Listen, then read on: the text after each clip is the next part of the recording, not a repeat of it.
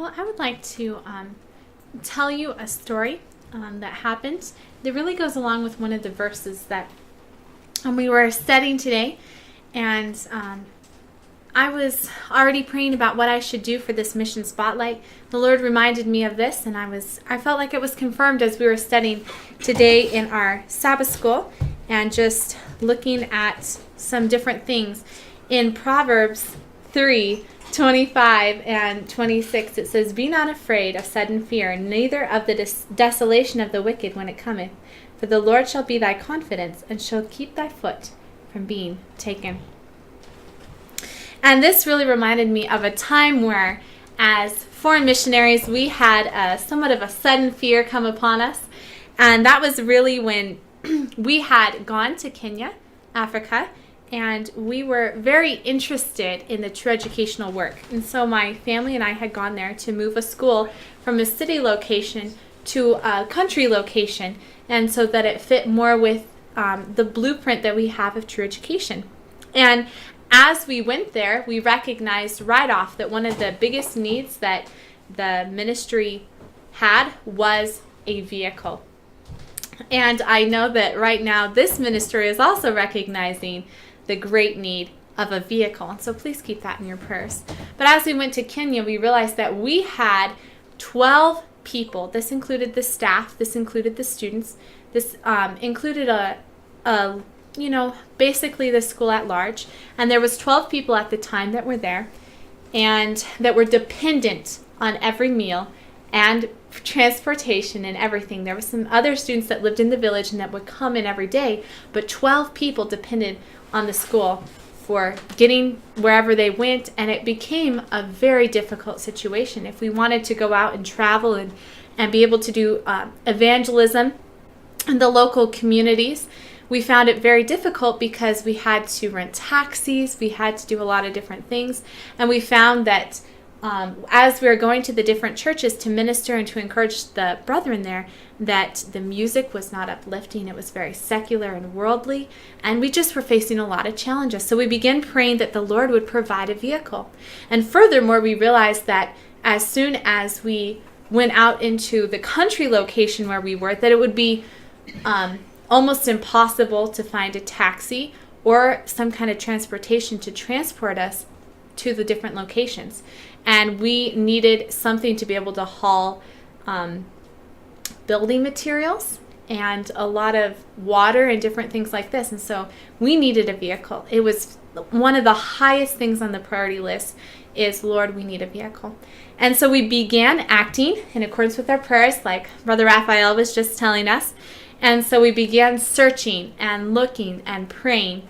And as we did this, there came driving in one night to the compound where we were a red Pajero. And I remember looking at this red Pajero from up above the second story from our room and just looking down at this thing. And it was like, whoa, this is so perfect. And I was so excited, and we went running down and we got in this red Pajero and we took it for a little drive. And this was in Kericho, Kenya. And so if anyone has been there, those streets are completely muddy and they are a disaster. But we went driving down this with this Pajero, and there was just exactly 12 seats in this Pajero. And it was like, Lord, thank you so much for providing. This is exactly what we need. So we begin praying about it and seeking to purchase this Pajero. And we started just pulling our money together for the down payment, just letting people in America and back home know about this. And as we began the process of purchasing it, we were continuing to pray, but we discovered that the lady who was selling it was not the owner. Now, this is a very common thing that happens in Africa, sadly. And so we realized as we were praying that this was not exactly what God would have for us. And as we were just praying and seeking the Lord about it, we remembered the story of when Abraham, he needed a son. He really needed a son, and he was sure he needed a son, but time tarried and he wasn't having a son. So what did he do? He went out and he married Hagar, Sarah's made, and he brought a son into the world, but it wasn't God's promise. And so we realized that no, we do not want this red Pajero. We're not going to trace it down. We just saw the evidence. But what were we going to do? Here we are, and the time for us moving to the country location is getting closer and closer. The days are counting down.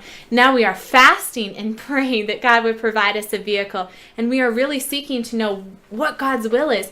And Dad was just encouraging all of us, we need to search our hearts. We need to look deep inside and see, is there any iniquity in us? And he says, God is not going to be able to provide this vehicle that we earnestly need if there is things in our heart.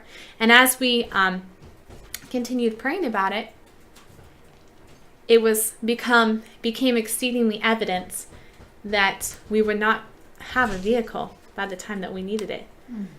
And as we looked at the possibility of heading out into a very remote part of Africa that was an hour and a half away, 2 hours drive from any real significant town, and where we could get the things that we really needed to survive.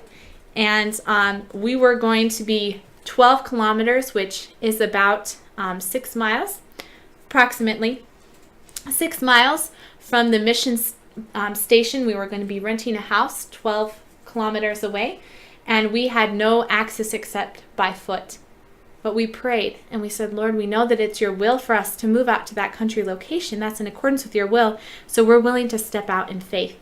And in faith, we went and we rented a big bus, and we loaded all up, and we went out to this country location, and we got all dropped off. We unloaded the bus drove away, and we realized that we were there stuck in Africa with no transportation. And it was really a huge step of faith. And as we were there in that place, we had to depend completely on Christ to supply every need for us, because we had no way to supply it for ourselves.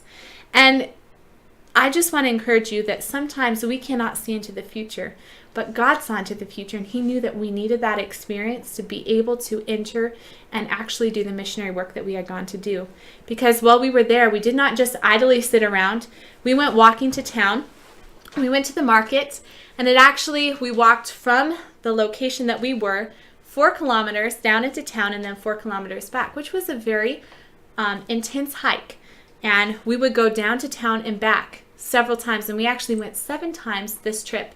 And while we were there, many of the locals of that area got to see us, and they got to walk with us. And as they were doing this, they would ask, are these people going to become black? They live like the Africans. We had no idea what kind of doors that would open up. And the people in the market, a lot of times when you go, they see your skin color and they think, you enslaved my people back long ago, so I'm going to enslave you and make you pay a lot. You're going to pay for the slavery that you enforced.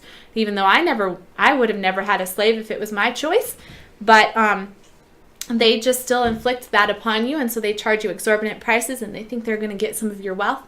But that didn't happen, because we were walking back and forth, and